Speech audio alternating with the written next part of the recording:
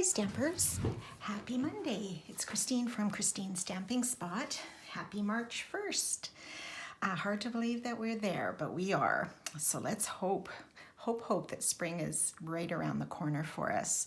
So today we're going to work with the Hydrangea Haven stamp set. I had done some projects with this before, and this is in our spring January to June mini catalog.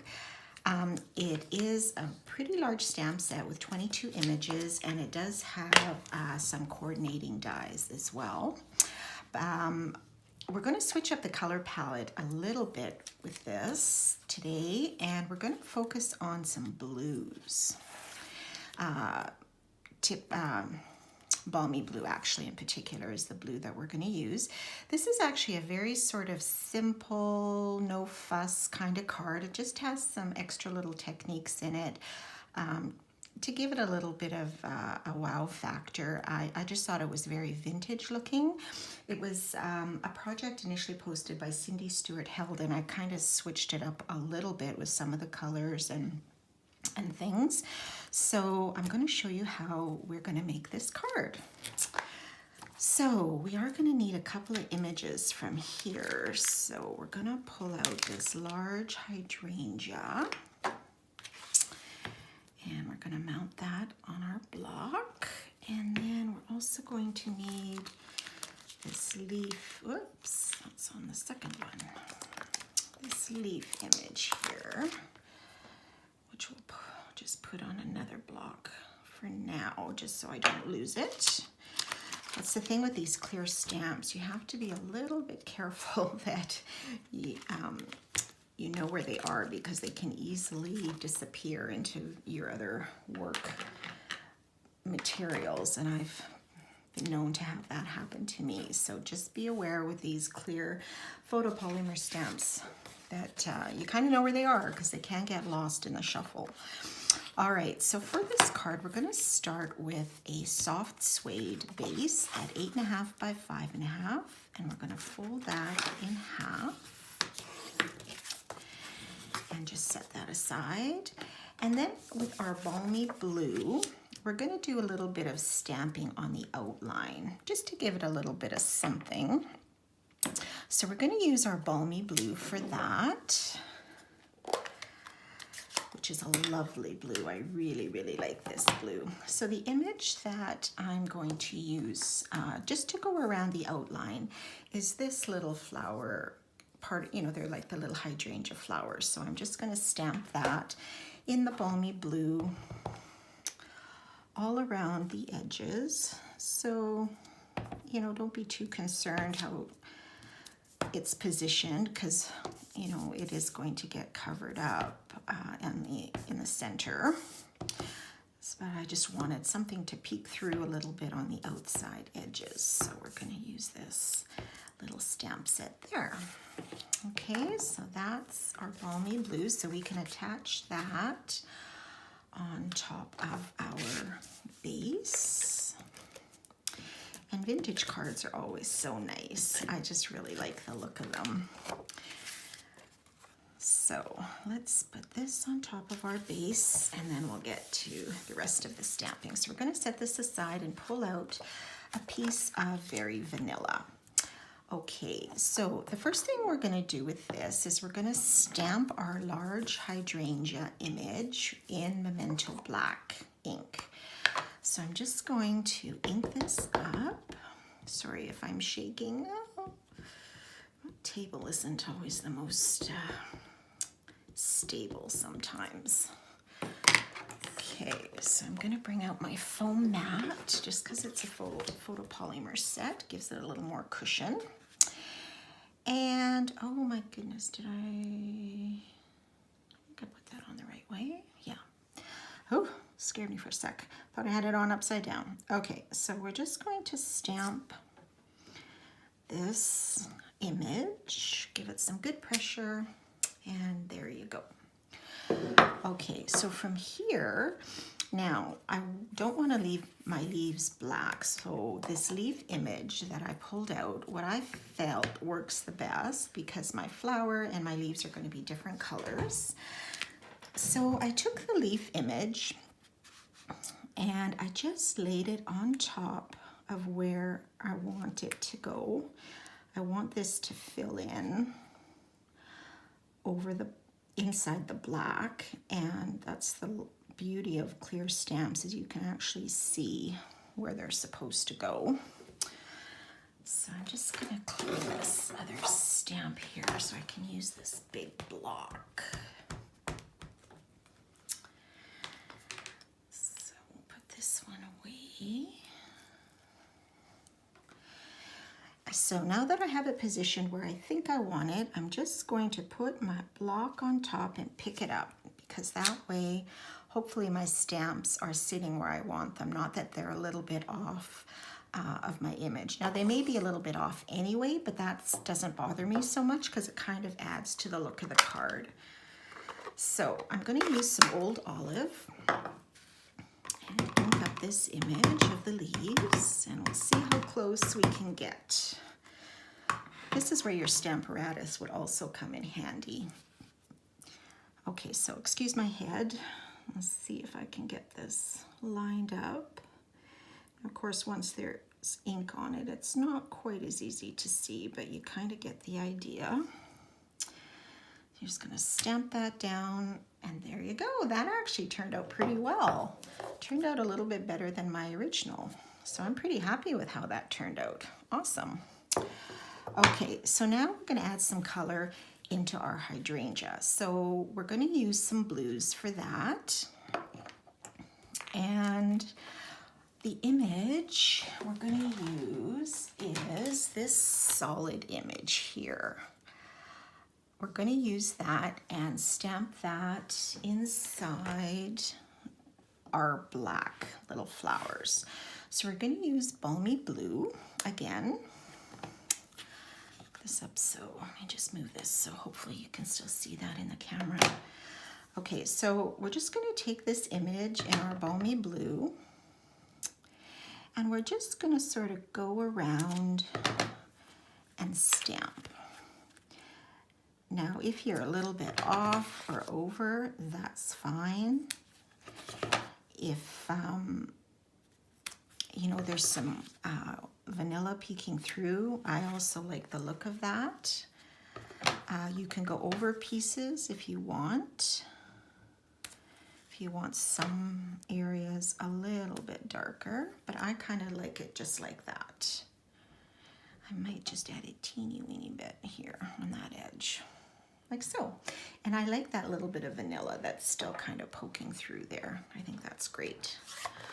All right, so now the next thing we're gonna do is, on my sample, I added some splatter around just to give it a little bit more of a vintage feel. And I'm gonna show you how I did that. And I did that with some re-inkers. So I used the same color palette pretty much. I used some Balmy Blue, some Old Olive, and then I'm gonna also add some Crumb Cake re-inker. So I just take an old lid and add a tiny bit of ink. So let's start with the blue. Just add a little bit. You don't need a whole bunch. You can always add more if you're running out.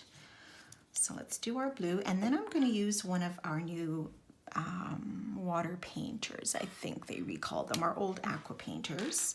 Now you can put some water in the tube if you want, or you can just leave it dry. All you're going to do is pick up some of that re-inker. You can use an old paintbrush handle. I'm using my bone folder, and you're just going to sort of tap it around. And some areas may leave bigger splotches than others. Some might not, but that's okay. It's a very sort of random look. Okay, so I'm just going to leave the blue like that for now. And then I have just a paper towel that I've wet just to clean off my water painter, just so the blue is all gone. And then next, let's add some of the Old Olive. So again, we're going to bring in our lid. Just add a dab or a little bit of the Old Olive ink. Okay, and same thing, you're going to pick that up with your water painter and then just sort of tap it around wherever you want. Okay, and that's probably good for me. I'm going to clean that one off as well and then add just a little bit of the crumb cake. You could do the soft suede as well, but I'm just going to stick with crumb cake. I kind of think that's a really nice neutral. So add a little bit of crumb cake and pick up some of that ink and then just, oh, see, there's a bigger splatter, and that's okay. I don't mind if there's some bigger splatters on here. I think that gives it a really neat look. Let me just pick up a little bit more here. And you can add as little or as much as you like, right? There's no right or wrong. Okay, so I think I'm just gonna leave it like that. Clean off my water painter so it's ready to go for next time. Move this out of the way. All right, so now that we have our splatter, I still want to make this look a little more vintagey. So I'm going to take my crumb cake ink and I'm going to add a little bit of ink around the edges. So for that, you can use a sponge or our new blending brushes, which are great. So I'm just going to dab this in and I'm just going to lightly around the edges. You can go a little bit darker if you want. Just add a little bit of the crumb cake to give it kind of almost like a sepia feel, like a nice vintage look to your edge. Okay. So that's pretty good, I think. So it's starting to look a little more vintagey, right? Okay, so put away the crumb cake. So now I still wanted to add something to make it look a little vintagey. So we used to have sort of like a paper tear, which was discontinued, but I'm just going to use a pair of my paper snips. Now be careful because they are very sharp. And I'm just going to kind of go around the edges and roughen them up. Now if your paper tears a bit, that's okay too. Just kind of adds, as long as you're not leaving a huge gash in your paper. Just to roughen up the edges a bit here.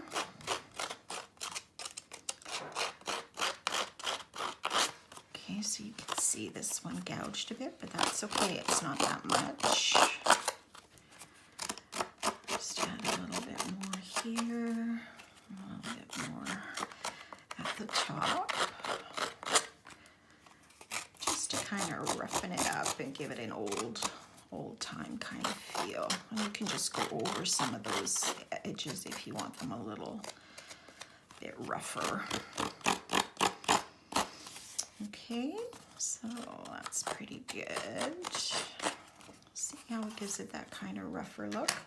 Now you will have little paper fragments all over your workspace, so I'm just going to kind of clean those up and try not to breathe too hard because then they'll go flying everywhere. So let's just quickly get those cleaned up. All right, so I think that's pretty good. You can always still, you know, bend it or play with it a little bit more if you like. And then I'm going to add a greeting. Oh, sorry, I'm just going to close this olive so I don't get more in there. So, oh, excuse me. Excuse me, big sneeze there. Okay, so I'm going to make this a birthday card, but you could make it into a sympathy card or another occasion as well. I like this happy birthday from the art gallery stamp set, which is also in the January to June mini. I thought it's very simple, very plain. So I am going to ink that up in some soft suede, just so it stands out a little bit. And there are some other, greetings in here, like I miss you, sorry, you're lovely, I'm thinking of you. That would be a perfect greeting for this card too, I think. So All right, so let me get my mat here. And you can stamp wherever. And I think I'll just put mine towards the bottom. I might be a little bit crooked, but not too bad. All right, so now we can assemble this on our base. So we'll bring that back, add a little bit of adhesive here. You might want to add a teeny bit more. Oh, mine's starting to run out here, so let me pull my old one in. Okay, so we'll just add this on top. You could probably pop it up with dimensionals if you wanted, but I'm just going to leave it like that. And then the last thing is I'm going to add this ribbon here. Now this is the Fine Art ribbon in the January to June catalog under the Fine Art Gallery suite. So I'm just going to take a little piece and just fold a knot and trim this off after. I'm not going to, you know, tie it too tight because I kind of like the look of a bigger knot here, if I can do it. All right, so I'm going to just trim this off. And then I'm going to, with this ribbon, oops, just sort of fray these edges a little bit. And that will give it even more of sort of a vintage look. So if you just kind of play with the edge, you see how it's starting to fray off there? So I'm going to do that and just trim off this frayed bit, and then do it on the other side too. So just take your fingers and gently play with it until you get some of that coming off.